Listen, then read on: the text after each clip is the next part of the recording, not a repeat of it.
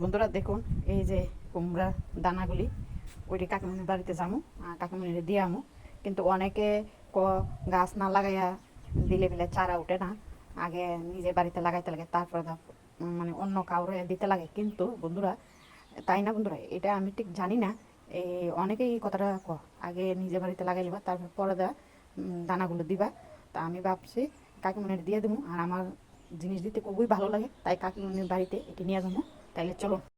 শুভ সকাল বন্ধুরা, এই মাত্র আমি স্নানটা করলাম, ঘুমাতে উঠছি প্রায় 5টা বাজে। স্নানটা সেরে নিয়ে তারপরে করে আসন দেবো।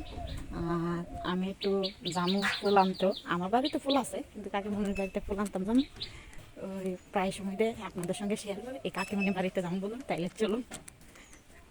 ঠিক আছে, এই যে দানাগুলো এখানে রেখেছি বন্ধুরা, গিরির মধ্যে লাগাইলে খুবই ভালো লাগে, আর আমিও নিয়ে যাই।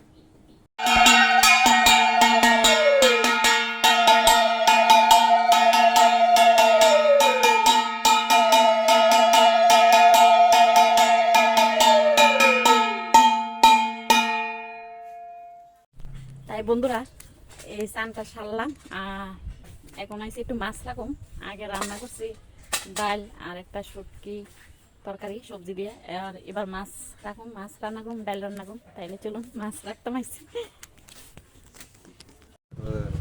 সিলভার কত করে? আর দিদি নলাডি 200 টাকা। দেখুন একটি গাছের ভিতরে 6টা গোলাপ পড়ছে বন্ধুরা, কালারটা কি সুন্দর। এই যে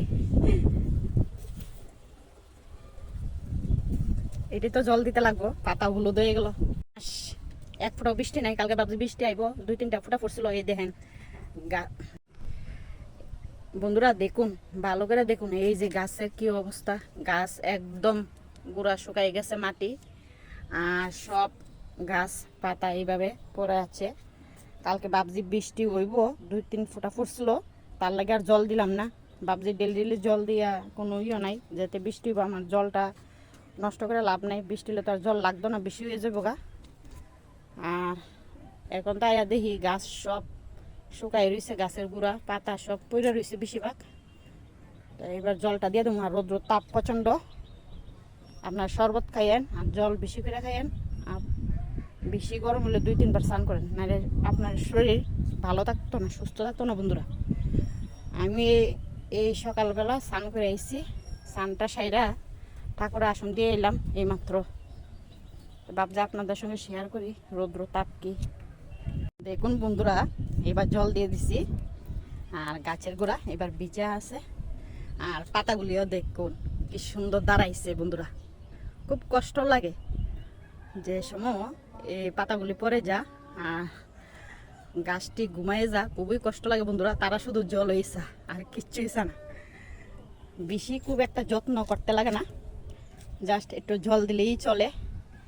এই যে দেখুন, আর অনেক সময় কি অনেক কারণে অনেক সময় মন খুবই খারাপ লাগে, কিন্তু আপনি যদি বাড়িতে বাগান থাকে এই সময়টা এখানে সময় কাটাইবেন, দেখবেন আপনার মনটা খুব শান্ত হয়ে যাব আর খুব ভালো লাগবে। এদের মধ্যে একটু সময় কাটাইলে খুবই ভালো লাগে, সব কিছু ভুলে যাবেন গা বন্ধুরা। অনেক সময় আমিও এমন করি, আমার মন খারাপ লাগলে আমিও এখানে চলাই আর এটির সঙ্গে একটু কাজ করি, একটু দেখি, জাস্ট আমার মন খুবই ভালো হয়ে যায় বন্ধুরা।